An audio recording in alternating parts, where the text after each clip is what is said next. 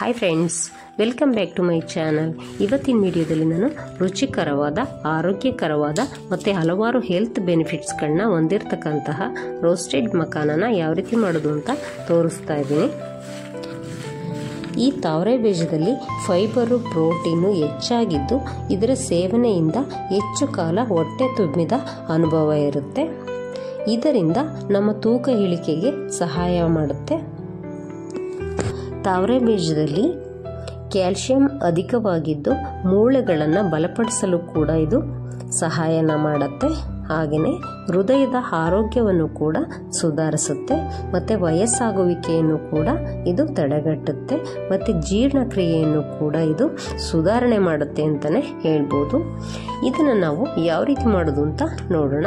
ಇಲ್ಲಿ ನಾನೊಂದು ಪ್ಯಾನ್ ಇಟ್ಕೊಂಡು ಅದಕ್ಕೆ 2 ಸ್ಪೂನಷ್ಟು ತುಪ್ಪನ ಹಾಕ್ಕೊಂಡಿದ್ದೀನಿ.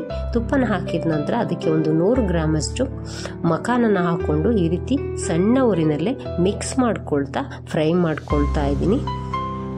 ಇದನ್ನು ನಾವು ಎಲ್ಲಿವರೆಗೂ ಫ್ರೈ ಮಾಡ್ಕೊಳ್ಬೇಕು ಅಂದರೆ ಅದು ತುಂಬಾ ಕ್ರಿಸ್ಪಿಯಾಗಿ ಬರೋವರೆಗೂ ನಾವು ಫ್ರೈ ಮಾಡ್ಕೊಳ್ಬೇಕಾಗತ್ತೆ.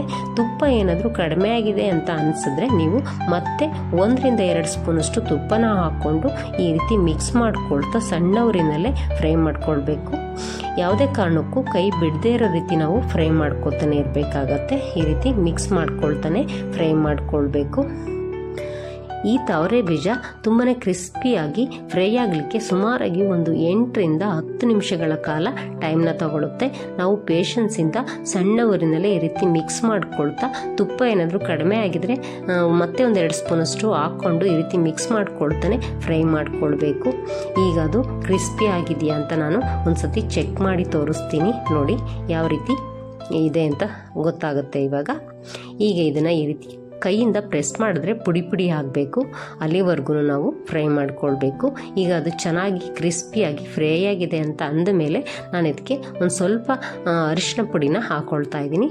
ನಂತರ ಒಂದು 1/2 ಸ್ಪೂನಷ್ಟು ಚಿಕ್ಕ ಸ್ಪೂನಲ್ಲಿ ಜೀರಿಗೆ ಪುಡಿ ಮತ್ತು ಒಂದು 3/4 ಸ್ಪೂನಷ್ಟು ಅಚ್ಚ ಖಾರದ ಪುಡಿ, ಹಾಗೆ ಒಂದು ಚಿಕ್ಕ ಸ್ಪೂನಲ್ಲಿ 1/2 ಸ್ಪೂನಷ್ಟು ಚಾಟ್ ಮಸಾಲನ ಹಾಕ್ಕೊಳ್ತಾ ಇದ್ದೀನಿ. ನಂತರ ರುಚಿಗೆ ತಕ್ಕಷ್ಟು ಉಪ್ಪನ್ನು ಹಾಕ್ಕೊಂಡು ಚೆನ್ನಾಗಿ ನಾನು ಮತ್ತೆ ಈ ರೀತಿ ಮಿಕ್ಸ್ ಮಾಡ್ಕೊಳ್ತಾ ಸಣ್ಣ ಉರಿನಲ್ಲೇ ಫ್ರೈ ಮಾಡ್ಕೊಳ್ತಾ ಇದ್ದೀನಿ. ಇದನ್ನು ನಾವು ತುಂಬ ಹೊತ್ತು ಫ್ರೈ ಮಾಡೋ ಆಗಿಲ್ಲ. ಮೊದಲೇ ನಾವು ಚೆನ್ನಾಗಿ ಕ್ರಿಸ್ಪಿ ಆಗೋವರೆಗೂ ಫ್ರೈ ಮಾಡಿರೋದ್ರಿಂದ ಈ ರೀತಿ ಜಸ್ಟ್ ಒಂದು 30 ಸೆಕೆಂಡು ಅಥವಾ 1 ನಿಮಿಷಗಳ ಕಾಲ ಈ ರೀತಿ ಮಿಕ್ಸ್ ಮಾಡಿಕೊಂಡ್ರೆ ಸಾಕಾಗುತ್ತೆ. ನಾವಿವಾಗ ಗ್ಯಾಸ್ನ ಆಫ್ ಮಾಡ್ಕೊಂಡ್ಬಿಡ್ಬೇಕು. ಈಗ ಆ ಪಾತ್ರೆ ಬಿಸಿಯಾಗಿರುತ್ತೆ ಅಲ್ವಾ, ಅದೇ ಬಿಸಿನಲ್ಲೇ ನಾವೀಗ ಮಿಕ್ಸ್ ಮಾಡಿಕೊಂಡ್ರೆ ಸಾಕಾಗುತ್ತೆ.